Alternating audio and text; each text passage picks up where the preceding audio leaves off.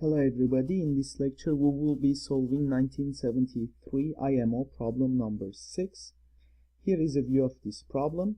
We are given a set of positive numbers a sub 1, a sub 2 up to a sub n, and as well as a real number q in the range 0 to 1. And given these, we would like to find a sequence of numbers b sub 1, b sub 2 up to b sub n for which the following condition holds. So therefore, so let's be clear on this. So let me write it down here. So whenever we are given a sub 1, a sub 2, a sub n, all positive integers, as well as a number q with that condition between 0 and 1, this would imply the existence of a sequence b sub 1 up to b sub n, such that these three conditions hold. I would like to make a couple of modifications to this problem. First of all, consider, let's start with the following modification. So all these three conditions that needs to be met, let's relax them and let's change them to, rather than strict inequality, let's make them less than or equal to.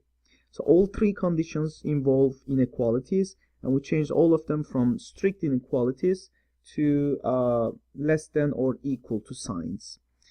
So that's the first modification I would like to make, and I claim that this modification would not change the outcome of the problem, and so the solution to this modified inequalities will also solve the original problem. And let's start with a few observations. So observation 1, I claim that if we are given a sub 1, a sub n, and then from there we can get b sub 1, b sub 2, we would like to create a new sequence using these. And alternatively, if we have a different set of a sub i's, which I call a sub I prime, we would obviously get a new sequence.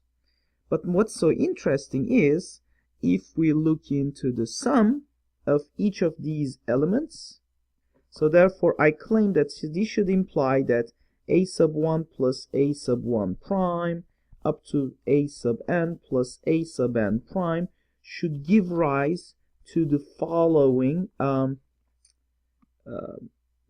new sequence, right? B sub 1 prime, b sub 2 plus b sub 2 prime, and so on. Proof, start with condition A, right?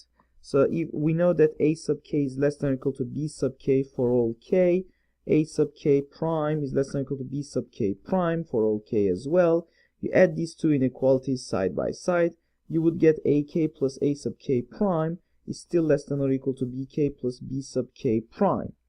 So the first condition therefore is satisfied, and sure enough, the sequence would give rise to this new sequence. As you can see, the first condition is met. The second condition, which was basically claiming that these inequalities hold, would also not be affected as well. So we have b sub k times q less than or equal to b sub k plus 1 less than or equal to b sub k over q, right? So 1 over q. In a similar way, the primes will also satisfy these conditions.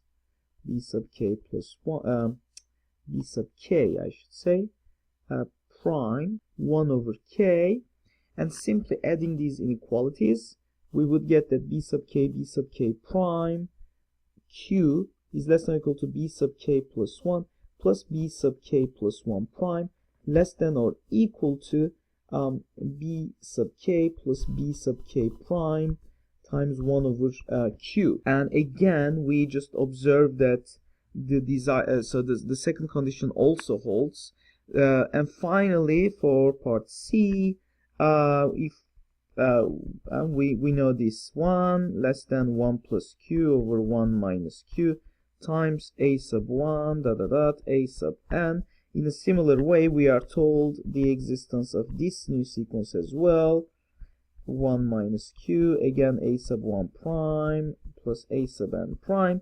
Combining these, for instance, simply adding these two expressions, the left hand side we would get b sub n plus b sub n prime strictly less than, and then we have a common multiple here, strictly less than 1 plus q divided by 1 minus q, and then we simply add the a sub i's, right? So a sub 1 plus a sub 1 prime all the way up to a sub n plus a sub n prime. And the third condition is also satisfied. Therefore, it's clear that this is a true statement. So therefore, if you are given that we have a sequence of number ai's, you can reach to the new sequence bi satisfying these three conditions. In a similar way, starting with a sub I primes, you can reach to a new sequence of b sub I primes.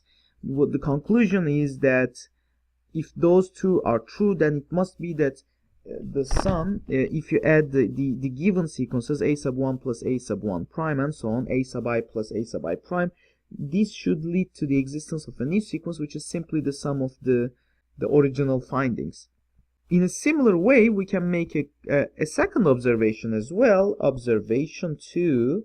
So if a sub 1, a sub n, so if we are given these numbers and these numbers lead to this new sequence b sub n, then c sub a1 all the way up to c sub an, I claim would be equal to c sub b1 up to c times b sub 1, c times b sub n. And again, the proof just is a verification of that the three statements again are satisfied under these conditions as well. But then why did I do that? So this reminds us of the systems of linear equations and manipulating those using matrix algebra. So I have just shown that two sets, given sets, if added, their outcomes, the outcome of the addition is simply the sum of the outcomes. So that's really nice. And secondly, we have came up with this scalar multiplication. So if you multiply your original sequence by a scalar, the outcome will also come out as the solution b sub i's. The new set that we would like to construct will simply be a product of the simple earlier result. We can combine these two results to establish a very strong result, namely that any vector, so a sub 1 up to a sub n, is simply, so we can call it a remark, but this is a crucial remark. So this sequence, I claim, can be decomposed along these lines that I have here, such that this thing would simply be equal to, for instance, let's write it in sequence form, a sub 1 times 1 0 0 plus a sub 2. This requires a little bit of vector algebra, obviously, but everything is quite almost trivial. That would be a sub 2, I should say, and so on. A sub n 0 0 0 1. So any given sequence can be decomposed or expressed in the following manner. You can think of these as the unit vectors in the n dimensions that we have, and now we can try solving our problem at hand.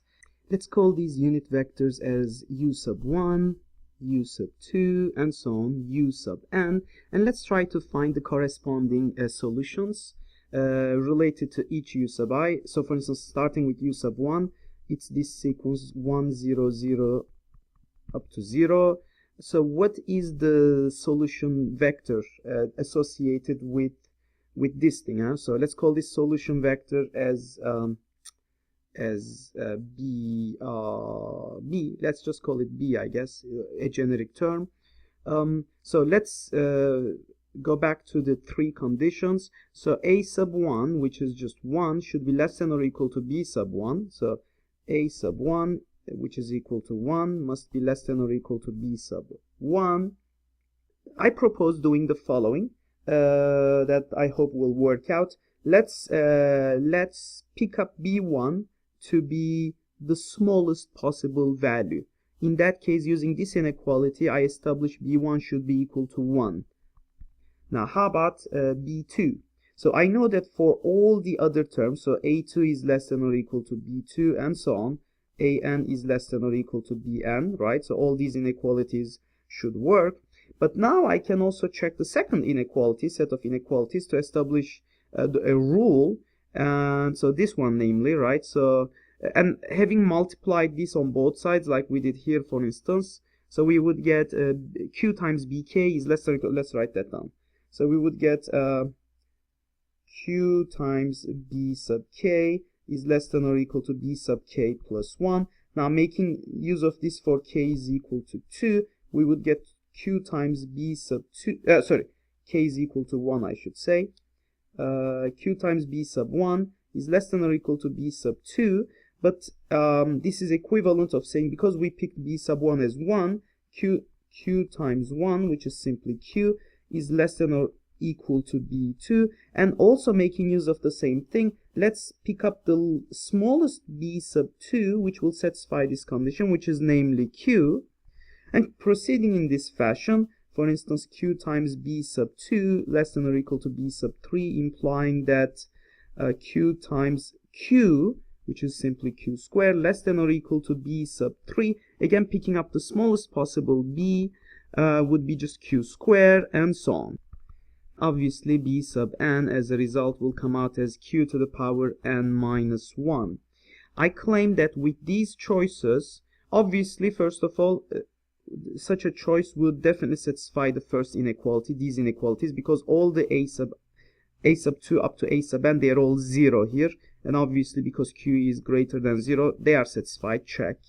These are definitely satisfied because this is the way we defined these B sub 2, B sub 3, and so on. The only thing remaining is to check whether the third inequality, C, would be satisfied. So C, let's check if C is satisfied. So we have B sub 1 plus up to B sub n, which is simply equal to 1 plus Q plus all the way up to Q to the power n minus 1.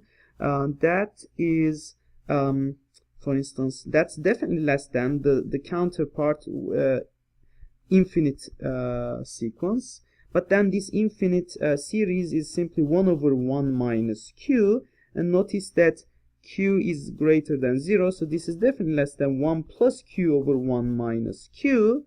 And finally, I can rewrite it as follows: 1 plus Q over 1 minus Q times 1 plus 0 plus 0. So therefore, which is simply equal to, let's write it down here, which is simply equal to 1 plus Q over 1 minus Q times a sub 1, a sub 2, and so on, right? Does that make sense?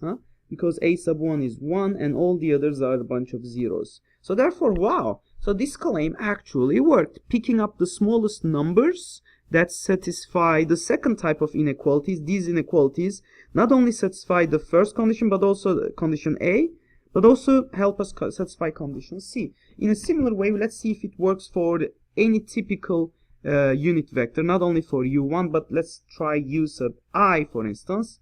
So U sub I, let's check it. So U sub I, which is just a bunch of zeros, I minus 1 of them actually, followed by a 1, followed by zeros again, right? So this is the unit vector where the ith component, is 1, and all the other components are simply 0, right? So right, so the ith component is just a sub I, right? So a sub I is 1, and a sub j is equal to 0 for j not equal to I. So let's see what happens now.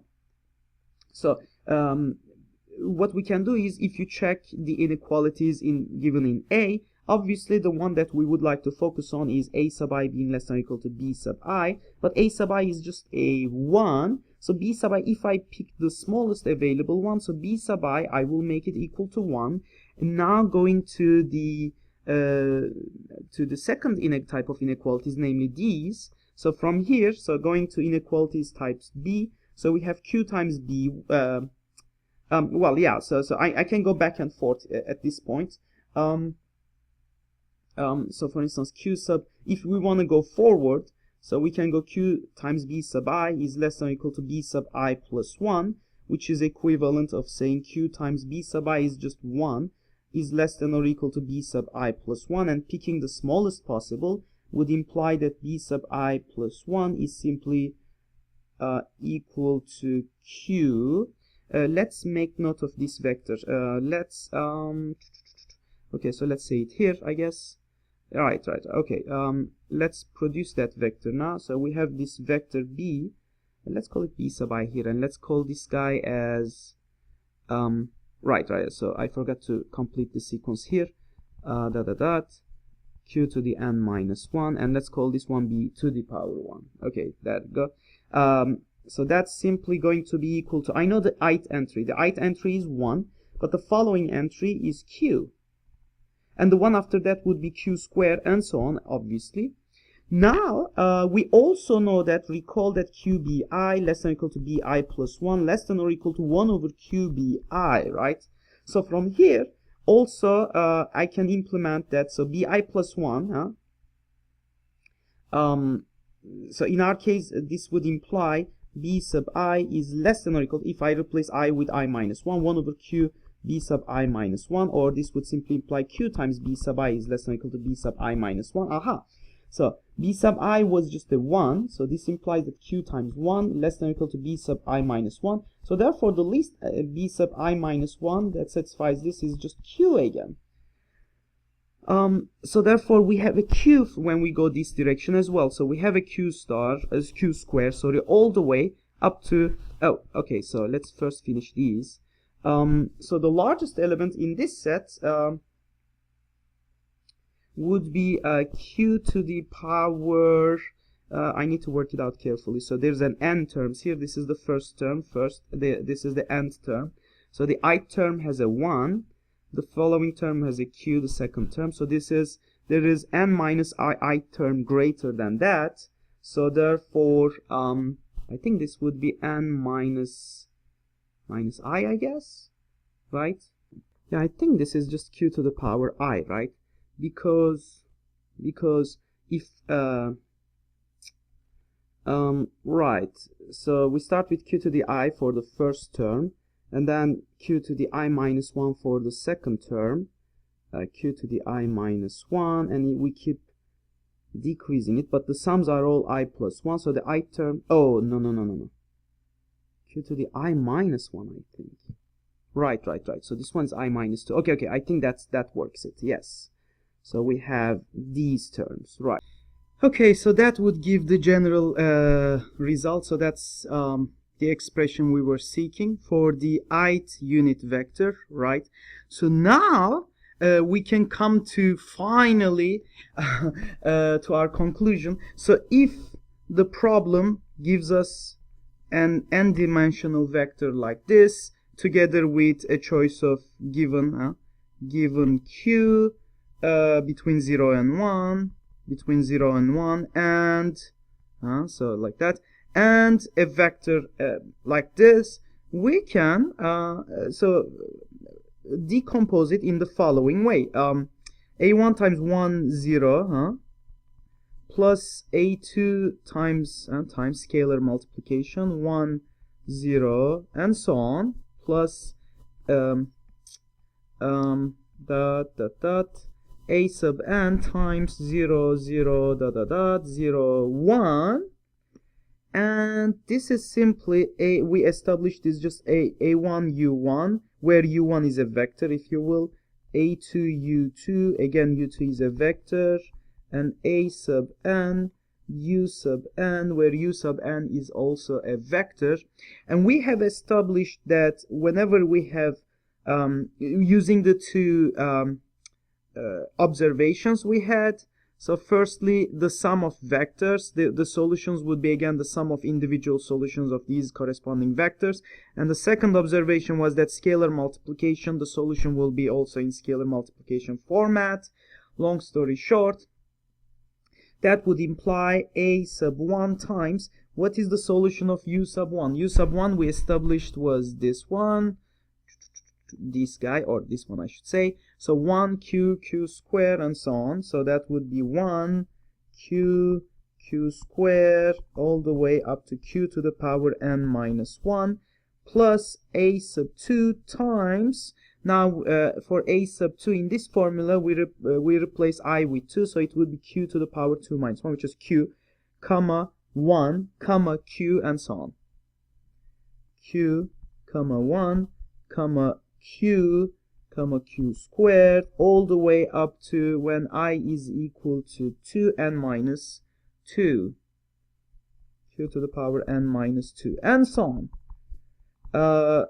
A sub n times would simply, if we replace I with n here, so we would start with q to the power n minus 1, q to the power n minus 2, all the way up to, if replacing I with n, we would get q to the 0, which is just 1. So starting with q to the power n minus 1, q to the power n minus 1, q to the power n minus 2, up to q and eventually 1.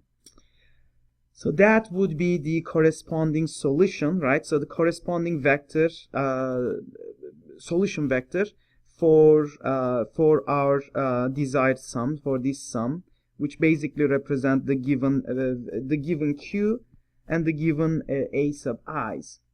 Combining all these together, so this is simply equal to, now I can bundle everything together, a sub 1 plus q a sub 2, right?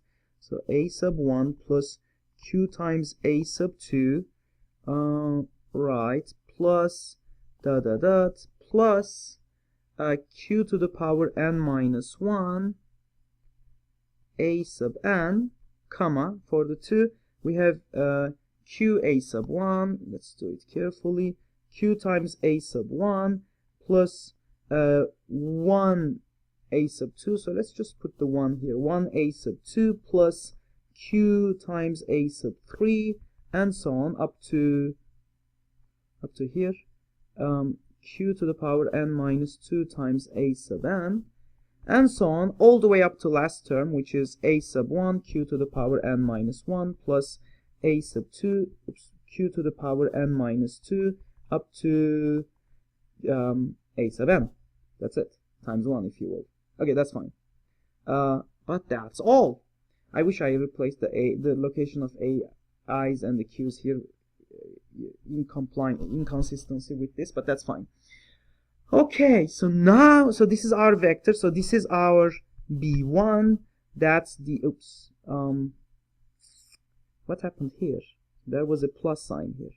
That's a b2, and finally that's a b sub n. Now we need to verify that this solution b sub n satisfies the three original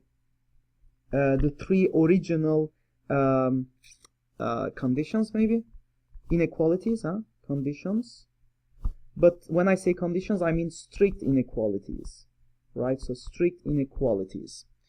Okay, so if you guys are ready, let's begin. Let's first verify the condition A, namely that each bi is strictly greater than each ai.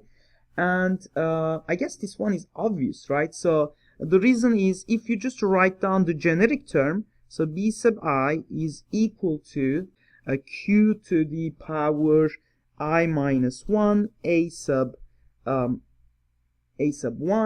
plus q a to the power a sub I minus 1 plus a sub I plus q times a sub I plus 1 all the way up to q to the power n minus I a sub n.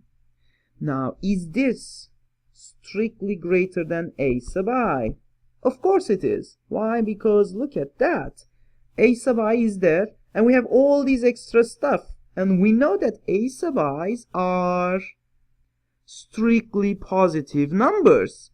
And q itself is a strictly positive number, right? It's between this range, so it's strictly greater than 0. So therefore, it is checked, right? So do you agree? So the generic term, so this is true for all I from 1 to n. Now verify the second part. So we need to verify that q times b sub I is greater than b sub I plus 1, right? No, the other way around, I think. Right. So verify, let's write that down. Verify q times b sub, sorry, like this. Okay, so q times b sub I is strictly less than b sub I plus 1. But we need to first write down b sub I plus 1, or let's just do it in one step. Okay. So the left-hand side first. So I multiply this vector here with q, so I would get q to the power I times a sub 1 plus plus q squared a sub I minus 1 plus q a I plus q squared times a sub I plus 1 all the way up to q to the power n minus 1 plus n minus I, plus 1 times a sub n. Now we would like to confirm, so this is q times bi, and then how about b sub I plus 1? So replace I with I plus 1 in this expression here. So we would get a q to the I a sub 1 plus plus q times a sub I guess, plus a sub I plus 1 plus q times a sub I plus 2, right, plus plus q to the power n minus I minus 1, right, because we replaced I with I plus 1, a sub n.